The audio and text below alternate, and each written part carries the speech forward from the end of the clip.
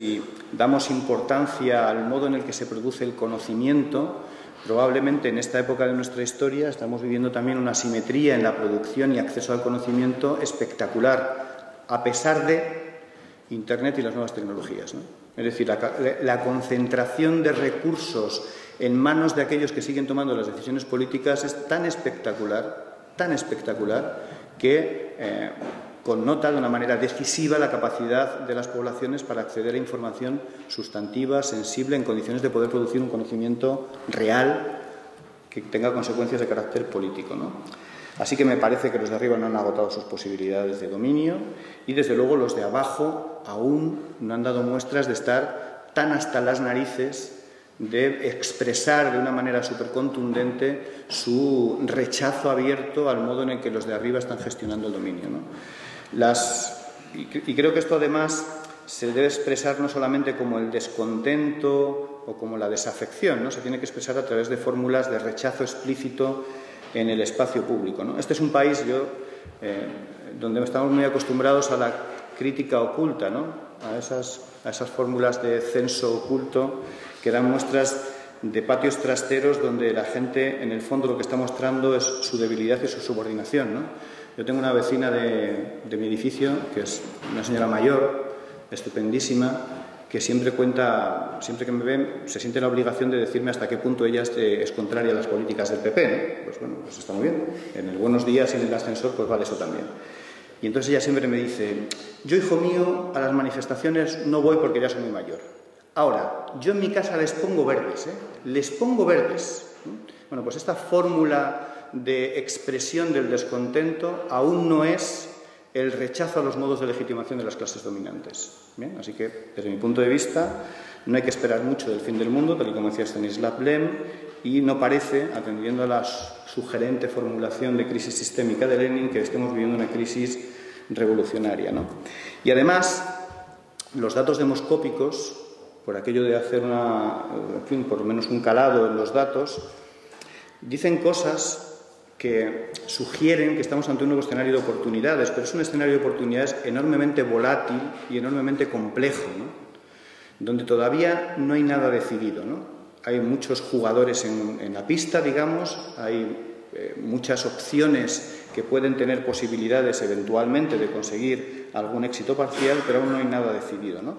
Si os fijáis en la última encuesta del CIS, que es una continuidad de otras encuestas que están ya dibujando un escenario, dicen que hay una caída espectacular de los partidos que hasta ahora han gobernado de manera bipartidista en nuestro país, pero aún así siguen concentrando aproximadamente el 50% del voto popular. Esos datos dicen también que hay una subida significativa en términos electorales, tanto de Izquierda Unida como de la UPyD, lo cual tiene interpretaciones diversas, obviamente. Y el dato más interesante los dos datos más interesantes es que hay un incremento espectacular de la abstención, es decir, de la gente que ha decidido, dicho de manera explícita, que no va a votar, y hay una evidente crisis de liderazgo. Ni siquiera en una época convulsa de incertidumbre y de crisis como esta aparece ningún liderazgo en condiciones de concitar siquiera el apoyo, la simpatía de la gente, ¿no? Y en este contexto y en el contexto cultural que ha producido el neoliberalismo en los últimos 30 años, la desafección de la política hay que interpretarla. Es decir, la desafección de la política no solamente es la consecuencia natural de la mala gestión de los políticos, no es solamente la consecuencia natural de la evidencia de que la clase política en nuestro país, al menos una parte significativa, está en esto para forrarse. No es solo eso, es la expresión de más cosas, de la crisis de lo público, de la crisis de la política como institución en condiciones de regular la vida de las comunidades. Es decir, en el fondo de la desafección de la política, junto a la epidermis, junto a esto que aparece de manera sensible y obvia casi todos los días, hay un problema que nos afecta a los que estamos aquí de manera singular. Hay una crisis de la visión republicana de la política, es decir, de la visión de la política desde el compromiso, desde la intervención, desde el debate deliberativo en el espacio público, desde la representación de los conflictos, etc., ¿no? La desafección expresa eso. Y la estructura de oportunidades políticas que esa desafección ofrece en este contexto es un prisma que ofrece muchas caras, muchísimas, algunas de las cuales son enormemente riesgosas, ¿no? o generan enormes riesgos, ¿no? Y mucho más con las consecuencias sociales que estamos viviendo, ¿no? Bien, pues este es un diagnóstico que, en fin, pongo encima de la mesa por si os parece que puede ser alguna parte compartible. Yo creo que lo que necesitamos es un instrumento que haga posible al menos dos cosas. Una, presente una alternativa, es decir, esté en condiciones de hacer visible que existe en este contexto una alternativa a lo existente y a la gestión de lo existente. Y la segunda cosa es intentar representar, es decir, intentar dar continuidad, y aquí admitiría algo de lo que él ha sugerido de manera crítica, y es, podemos discutir qué quiere decir exactamente la palabra representar en este contexto, es decir, admito pulpo como animal de compañía, pero me parece que lo que hay que hacer es generar ese espacio que ayude a representar políticamente el descontento, la rabia que se ha traducido en la lucha por la dignidad en las calles y todos aquellos actores sociales que han convergido en un lema básicamente, y es en el de esto no es una crisis, es una estafa. ¿Bien? Así que yo creo que hay que intentar montar una alternativa que al menos haga posibles esas dos cosas. Y tenemos urgencia. Es decir, en este caso el tiempo no juega a nuestro favor. Yo creo que una de las cosas en las teorías clásicas marxistas sobre el Estado, como soy profe de ciencia política, tengo que hablar de esto, algunos de los autores mencionaban con mucho juicio que el Estado no era un actor neutral, ¿no? Probablemente no era el comité ejecutivo de la burguesía que Marx había pensado, ¿no? Pero el Estado moderno, en los estados capitalistas, tenía dos funciones que cumplía con bastante eficiencia, ¿no? Una era organizar a las clases dominantes, es decir, una era hacer posible que las fricciones entre las diferentes facciones de las clases dominantes no pusieran nunca en riesgo el sistema, ¿no? Y yo creo que esto el Estado lo está haciendo de manera admirable en esta crisis, de manera admirable. Es decir, la capacidad que está teniendo el Estado para organizar a las clases dominantes y para generar políticas públicas en su favor es espectacular, espectacular. Y la segunda es desorganizar a las clases subalternas, es decir, hacer inviable o imposible que las clases subalternas estuvieran en condiciones de generar una organización que tosiese a los de arriba. Y eso también lo está haciendo de una manera admirable. Y el resultado de este admirable esfuerzo del Estado para organizar a los de arriba y desorganizar a los de abajo es este nuevo contrato social de matriz neoliberal, ¿no? Que tiene muchísimas vertientes que ahora no vamos a contar, pero que hace de la excepcionalidad la norma y que tiene además en el centro, digamos, de ese contrato social la idea de individualidad burguesa, liberal, etcétera, ¿no? Con esta derivada expresiva del emprendedor como el paradigma del nuevo héroe, ¿no? Sea usted un emprendedor porque si no es usted un pringao, ¿no? Entonces, si es un emprendedor tendrá opciones y posibilidades de salir por sus propios medios de la crisis, y si no, olvídese porque es usted simplemente un pobre perdedor, un loser, un pringao, ¿no? Bueno, pues estas son algunas de las formulaciones del nuevo contrato social, ¿no? ¿Y cómo podemos organizar esta alternativa, ¿no? Bueno, pues no sé si lo que yo os voy a decir, a mí se me ocurre, a mí me gusta porque, en fin, no solo lo pienso yo, lo pensamos algunos compañeros, lo hemos compartido, recientemente porque hemos compartido con Raúl haciendo un texto de manera compartida sobre el tema de las elecciones europeas, pero me parece que además forma parte de una tradición, ¿no? Yo creo que hay un horizonte estratégico, es decir, cuando miramos como los indios apaches y ponemos la mano así y miramos un poco más de lo que nos acucia todos los días y miramos un poco qué nos gustaría que pasara, es decir, todo esto que estamos haciendo hacia dónde debería llevarnos, ¿no? Y yo creo que ahí hay una expresión, la expresión es cambiable, ¿eh? No voy a discutir por las palabras, me interesa el concepto, ¿no? Lo sustantivo, lo que el concepto encierra, ¿no? Que es esto de bloque político y social, ¿no? Que es un concepto gramsciano, que es un concepto que viene de Gramsci, y que Gramsci formula cuando pasamos de la fase revolucionaria a la fase defensiva. Y Gramsci formula la idea de bloque social alternativo en el contexto de ser consciente de que hemos pasado el impulso revolucionario y vivimos un momento de guerra de trincheras o de guerra de clases en trincheras, ¿no? Yo no sé si vivimos exactamente ese momento, no es la discusión, pero es evidente que como no vivimos un momento revolucionario, esta idea, ¿no?, de conformar un bloque social y político alternativo me parece muy sugerente, ¿no? Y esta idea tiene tres partes, al menos tres partes, ¿no? Una, construir un consenso en ese bloque social y político. Y eso quiere decir construir un nuevo sentido común. Es decir, construir una manera de entender e interpretar lo que está ocurriendo que dé sentido a las cosas para la gente, ¿no? Y eso quiere decir, en este caso, contraponerse claramente al sentido común hegemónico, mayoritario, que es el sentido común neoliberal, que ha generado pues un enorme éxito y que ha sido formulado y expresado de diferentes maneras, ¿no? Pensamiento único, etcétera, ¿no? En este punto discrepo de lo que él ha planteado de manera abierta, ¿no? Es decir, me parece que los factores de estructuración de las opiniones en las sociedades modernas son muy complejos, evidentemente. Hay uno que es el saber técnico, sin ningún género de dudas, pero las cuestiones de carácter ideopolítico, no solamente ideológica, adscribibles a tradiciones culturales, que algunas de ellas ya están pasadas, digamos, para simplificar, la ubicación de la gente en el espacio izquierda-derecha sigue siendo un elemento muy importante, aun cuando sea verdad que ese eje, en algunas cuestiones, ya no es un eje sustantivo, o es un eje que habría que explicar, ¿no? Pero aún así la gente se sigue autoposicionando en ese eje y eso es importante, ¿no? Pero lo significativo para mí es intentar construir un nuevo sentido común. Es decir, intentar construir una narración de las cosas que ayude a la gente a hacer comprensible qué es lo que ocurre, que dé sentido a sus vidas también.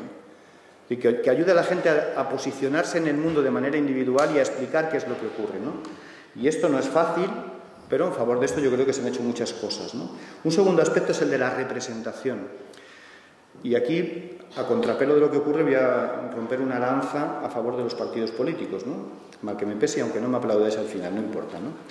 Gramsci pensaba el príncipe moderno, el príncipe de Maquiavelo, es decir, ese ser heroico que estaba en condiciones de leer la crisis de los tiempos bastardos, como decía Maquiavelo. Esta es una crisis en tiempos bastardos, y para Gramsci esos tiempos bastardos estaban representados por el partido político, ¿no? Que yo creo que históricamente ha jugado un papel enormemente importante en la socialización política de sectores que estaban preteridos, olvidados, marginalizados de la política, ¿no?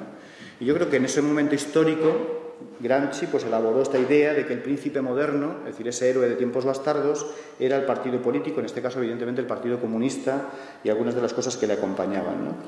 Y un tercer factor es un liderazgo estratégico, ¿no? Y un liderazgo estratégico quiere decir un horizonte de expectativa sistémica de cambio. Eso no lo tenemos ahora. En tiempos de Gramsci ese horizonte estratégico era el socialismo. Ahora nos meteríamos en un lío si anunciamos eso. Vamos, yo me metería en un lío con vosotros, ¿no? Yo tengo dificultades exactamente para saber qué es ahora mismo una sociedad postcapitalista, por ser muy amable, ¿vale? Por ser muy amable. Bien, así que tenemos una pequeña hoja de ruta, ¿no? Si esto nos vale por lo menos para discutir, ¿no? Si lo que tenemos que ayudarnos es a generar un consenso, es decir, una narración que ayude a la gente a explicar las cosas, si tenemos que construir un molde de representación de las luchas sociales, de la desafección política, etcétera, etcétera, y tenemos que generar un cierto liderazgo estratégico, bueno, tenemos algo en la cabeza por lo menos para discutir, aunque se diga no estoy de acuerdo, ¿no? ¿Qué tenemos y qué no tenemos? Yo creo que en favor de la búsqueda de ese consenso, el 15M ha hecho un trabajo impagable, impagable. Es decir, creo que el factor más importante y más duradero y más consistente del legado del 15M ha sido politizar en el eje izquierda-derecha la crisis económica, señalando responsabilidades y ofreciendo un relato que ha escapado claramente del relato mayoritario y del relato de la naturalización de la crisis económica, ¿no? Yo creo que ese es un factor muy importante. ¿Qué no tenemos para construir ese sentido común? Una respuesta propositiva. Yo creo que nos falta construir una respuesta que ayude a la gente a comprender qué vamos a hacer mañana. Y eso no es fácil, ¿eh? El otro día, Cayo Lara, coordinador general de la organización a la que pertenezco, así que no le voy a criticar mucho, decía en el Consejo Político, haciendo un alarde de pragmatismo político, que no podíamos seguir diciendo que la deuda no había que pagarla. Y tiene razón. Decía, es que si decimos que la deuda no hay que pagarla, al día siguiente se nos corta el grifo del crédito y en este país no van a cobrar ni los profesores de universidad, los que estéis aquí os podéis dar por aludidos, ni los funcionarios, ni los médicos, ni... en fin. Y por lo tanto no podemos decir esa salvajada, ¿no? Entonces hay que hacer, pues, una propuesta política que tenga en cuenta que no podemos salir al día siguiente diciendo, oiga, que no vamos a pagar la crisis. Bueno, a mí me parece un ejercicio de pragmatismo político que señala con el dedo una realidad, y es que no tenemos una propuesta clara de qué queremos hacer al día siguiente. Es decir, es muy probable que la gente entienda de nosotros el discurso reactivo frente a la crisis y la gestión de la misma. no hay pan para tanto chorizos, formularlo como queráis, ¿no? Esto no es una crisis, es un fraude, lo que queráis, ¿vale? Ahora, ¿quién estaría en condiciones de enunciar 4 ideas de qué es lo que vamos a hacer los alternativos de este país? No digo las que tenéis vosotros, digo las que consensuaríamos. No las que tenéis vosotros y yo cuando tengo más de 4 que listo. No, pero no se trata de eso. Si alguien está en condiciones en esta sala de decir, los que estamos aquí, que compartiríamos con casi total seguridad el diagnóstico crítico frente a la crisis y la gestión de la misma, compartimos estas 4 ideas sobre cómo salir de la crisis. Si queréis hacemos una apuesta, perderíamos unas cuantas horas, pero no, ¿vale? No. Bueno, y eso no pasa nada, no nos cortemos las venas, no pasa nada, ¿no? No se trata de que nos vayamos a casa apesadumbrados y no durmamos esta noche, no. Se trata de pensar que tenemos deberes, que tenemos unos deberes muy claros y es construir un consenso propositivo en relación a qué queremos con la crisis. Y eso trasciende el marco de las organizaciones partidarias y políticas sin ningún género de dudas, ¿no? Tenemos, en fin, que arreglar el tema de la representación, y aquí me interesa mucho la discusión con lo que él ha planteado, y tenemos un déficit, y es que no tenemos una utopía propositiva, una utopía constructiva que plantear encima de la mesa, ¿no? En fin, y eso es un factor importante, aunque no me parece relevante, ¿no? Yo creo que esto pues plantea de alguna manera una cierta hoja de ruta, ¿no? Respecto a qué es lo que deberíamos o dónde deberíamos insistir, ¿no? Qué cosas deberíamos hacer y proponer, ¿no? Si nos preocupa enunciar propositivamente respuestas desde la izquierda social y política alternativa a la crisis, eso es un diagnóstico y eso es una propuesta de trabajo. Si tenemos una preocupación porque somos conscientes de que hay una representación política insuficiente respecto a las demandas sociales en relación a presentarle una alternativa política al sistema, tenemos algo de deberes que hacer, ¿no? Y aquí es donde, en esta parte en específico, es donde tendría sentido, pues yo había titulado a mi conferencia un poco provocativamente ¿para qué demonios necesitamos un frente amplio?, ¿no? Bueno, pues aquí es donde entraría ¿para qué demonios necesitamos un frente amplio?, ¿no? Y yo creo que, por no consumir mucho tiempo tampoco, hay 2 cosas a las que me gustaría, en fin, señalar, ¿no? Uno es la oportunidad de las elecciones europeas, ¿no? Bueno, como he empezado hablando de la tesis de Stanislav Lem, que no hay que esperar mucho del fin del mundo, pues aunque voy a formular esto, la importancia de las elecciones europeas en términos un poco vehementes, porque yo lo soy y me lo creo, bueno, pues relativizarlo, ¿no? Es decir, voy a defender con pasión lo que creo que es justo, pero evidentemente después de las elecciones europeas el sol seguirá saliendo, o sea que no hay ningún problema respecto a esto, ¿no? Pero sí son muy importantes porque si este diagnóstico que apresuradamente os he querido compartir con vosotros y con vosotras tiene visos de ser cierto en alguna medida, yo creo que estas elecciones europeas pueden ser vistas o vividas como una enorme oportunidad para favorecer la resolución de algunos de estos deberes, ¿no? Por ejemplo, ¿cuáles son las utilidades de la elección europea? Normalmente son consideradas como elecciones de segundo orden, históricamente, ¿no? Y son elecciones que las ciudadanías usan para castigar al gobierno de turno siempre, vayan las cosas bien, vayan las cosas mal o que vayan las cosas regular.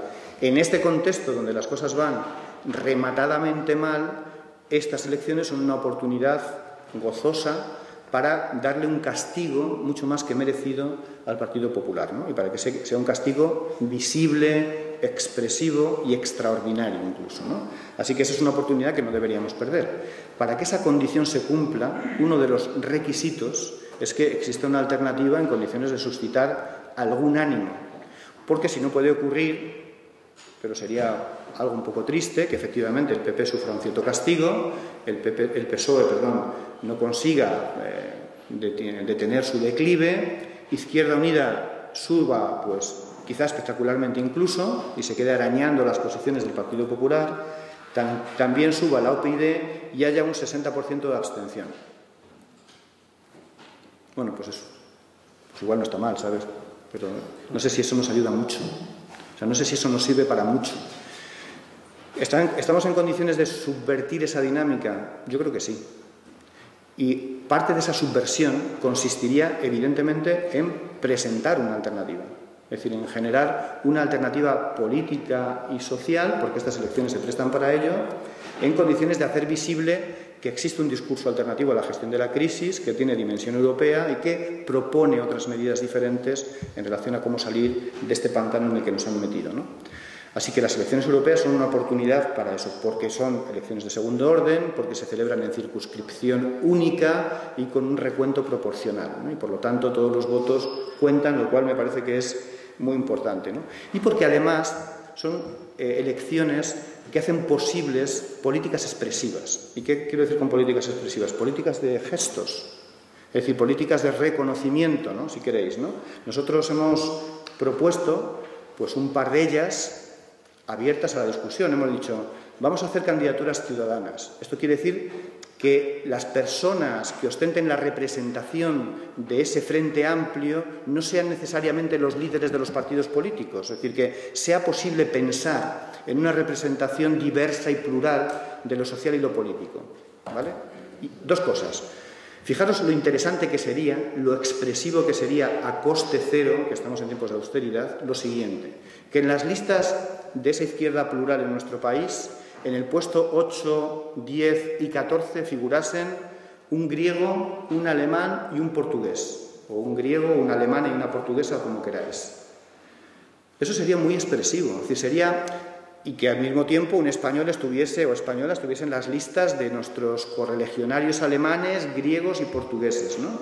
Que fuéramos capaces de hacer visible en el marco de la Unión Europea que esto no es un problema de naciones, que aquí no estamos discutiendo con los alemanes o contra los alemanes, que aquí estamos o queremos expresar con eso que la ciudadanía europea impugna de manera general la gestión de la crisis de las instituciones europeas y que en eso estamos todos concernidos, los de los países ricos y los de los países pobres. Eso es una política de coste gratis y, sin embargo, tiene una expresividad política que en otros contextos electorales no sería pensable y no sería posible, ¿no? Y yo creo que en estas elecciones, evidentemente, sí. Y la condición de oro para que eso tenga éxito es generar prácticas que empoderen a la ciudadanía. Y yo aquí estoy dispuesto a aceptar discutir sobre la práctica del sorteo, pero me interesa mucho más lo que él ha dicho. Lo importante y lo sustantivo, y me parece que eso sí que es el modo en el que podemos discutir para llegar a acuerdos y para tender puentes, es el modo en el que producimos los procesos que finalmente generan representación. A mí eso es lo que me parece más sustantivo. Yo creo que en este contexto, si queremos dar una salida progresista, de izquierdas, alternativa, llamarla como queráis, donde os sintáis más a gusto, a la desafección política, que es el verdadero vértice que está sustentando una nueva estructura de oportunidades políticas, no nos equivoquemos, nosotros y nosotras tenemos que generar una propuesta que haga recaer y descansar en la capacidad de los ciudadanos para decidir prácticamente todo, a riesgo de equivocarnos.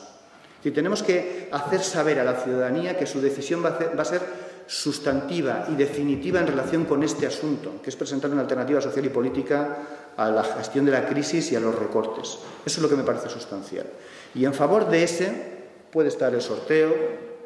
Me parece que tiene muchos límites, pero ¿por qué no? En algún marco se pueden hacer. Hay muchas fórmulas de sorteo utilizadas ya para determinado tipo de usos, ¿no? Es decir, pues hay planes urbanísticos, por ejemplo, que se han resuelto mediante talleres deliberativos o mediante jurados populares que utilizan la fórmula del sorteo de una manera limitada, etcétera, ¿no? Esa me parece bien.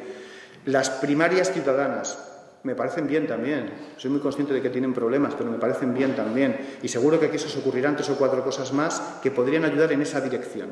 Pero el eje es, ¿qué es lo que queremos derrotar? ¿Cuál es la pregunta a la que queremos dar respuesta? Y en relación con este asunto, la pregunta es ¿cómo ofrecemos una alternativa de izquierdas distinta, diferente, etcétera, a la crisis de la política realmente existente que nos golpea exactamente y en primer lugar a nosotros y a nosotros, ¿no? Hay más cosas que me gustaría decir, pero bueno, no me quiero extender, pero sí quiero acabar con una cosa de John Berger, un magnífico escritor afincado en Francia, inglés, que en un reciente libro que se llama El cuaderno de Vento, hablando de Spinoza, dice una cosa que me ha parecido de esas cosas que uno se piensa, ¿no? Es una de esas lecturas por la noche antes de dormir, pero luego no dormí mucho, la verdad, porque me cambia un poco las perspectivas de las cosas. El tipo dice, la gente no lucha nunca en primer lugar por la esperanza, lucha por la dignidad. el primer factor, lo primero que moviliza los recursos emocionales, cognitivos de la gente para luchar, no es el futuro, es el presente, es la dignidad. Y yo no sé si tiene razón, pero a mí me ha conmovido, me ha parecido que es una manera de pensar lo que estamos y el momento en el que estamos que vale la pena pensar y compartir, ¿no? Muchas gracias.